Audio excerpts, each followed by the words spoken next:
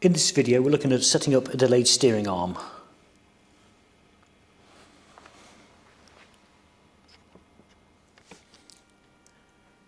The vehicle we're working on today is a Bennington Blaze.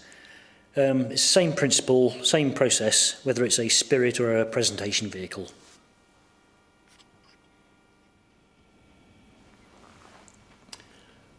When the splinter bar is at 90 degrees to the vehicle, the wheels are set at 60 degrees.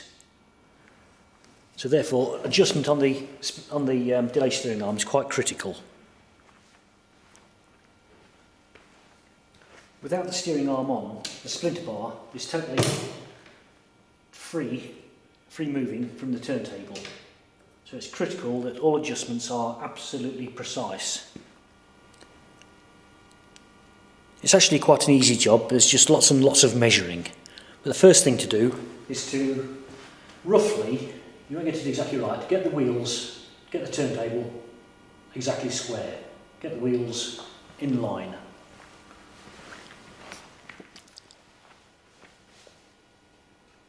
You can get a rough idea of how aligned the wheels are by looking from the front, looking straight down the side of the vehicle. If you get them sort of as close as you can there, that saves a little bit of work.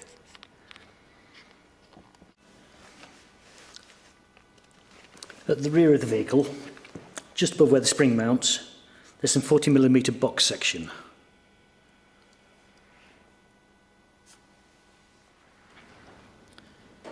And also on the front forecarriage, there's some 40mm box section here.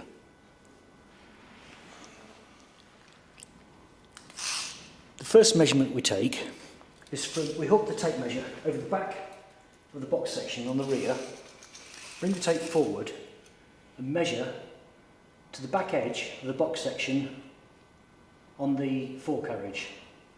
That is measuring 38¼ inches.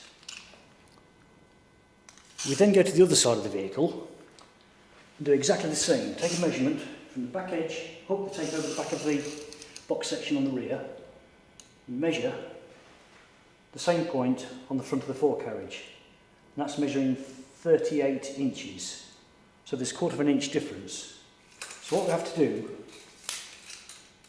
is bring this wheel forward 1/8 inch. So that measures 38 1/8. We then go back to the other side and measure it again exactly the same way. Just check it's right. So that is 38 1/8, the same. So now we know that the wheels are exactly square, exactly parallel. If your Bennington's fitted with a turntable brake, it might be a bit of an advantage to put the brake on to lock the front forecarriage, stop it turning while we're doing the rest of the work.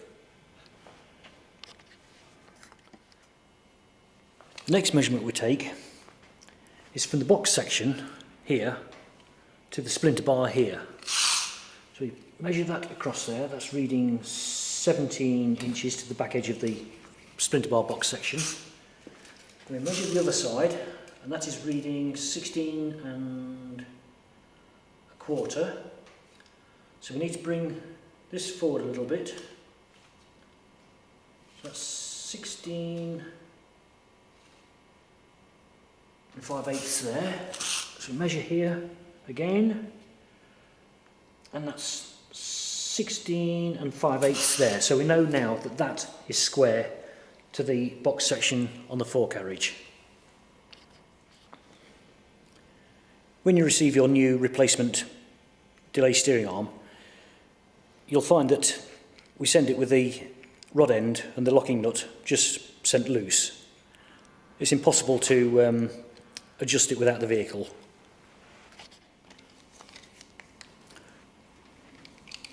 Right, we now know that that is square to the forecarriage. Next thing, we need the delayed steering arm. What you have to do is wind it on the bulk of the way. It wants to be on quite a bit. But if you notice, there's a long arm here and a short arm here. the shorter end goes to the front of the carriage. So what we do is hook that over there and put that onto the front. Now we know that wants to be 16 5/8, and that's just 16. So what we'll have to do is bring this out a bit more. Do that probably 2 turns and do that 2 turns. 16 and a half, so probably full turn on there.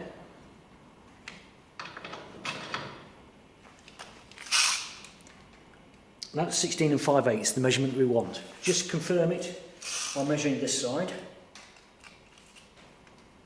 And that is 16 5/8. So we know now that this is the right length. Then we tighten up the locking nuts, bringing the nut up to the rod end on both ends. Do it hand tight as much as you can. Trying to keep this square to the arm. We get a spanner or 2 spanners, put one on the rod end on the flat part and tighten the nut, the locking nut, tighten that good and tight. And doing the same on this one here as well. Nice and tight. Then we come to putting the nuts back on, front and back.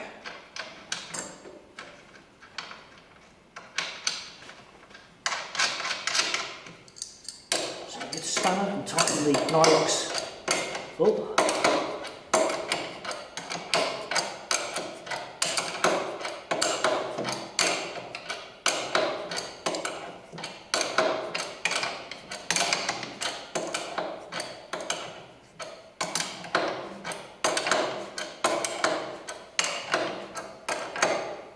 Nice and tight, and the same on the front.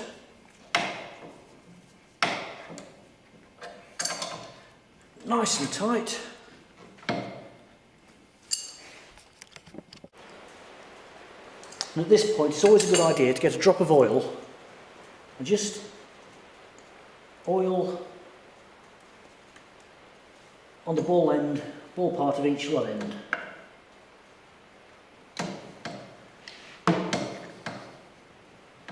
Then you get the rubber O-ring, just slip that over the nut. Oops, there we go, slip it over the nut. That just stops the rod end from rattling, hitting the metal to metal. So it sits on just underneath the nylock nut. Now before you drive off, it's always a good idea just to do a final check, make sure everything is all squared up. So again, we go to the back box section, measure the front, 38 3/8. Do the same this side, measure the back to the front box section. Yep. Then we measure the front box section to the splinter bar, and measure this side again, and everything is all squared up. So it's safe to drive. So all it remains to do is undo the turntable brake and the delayed steering is working.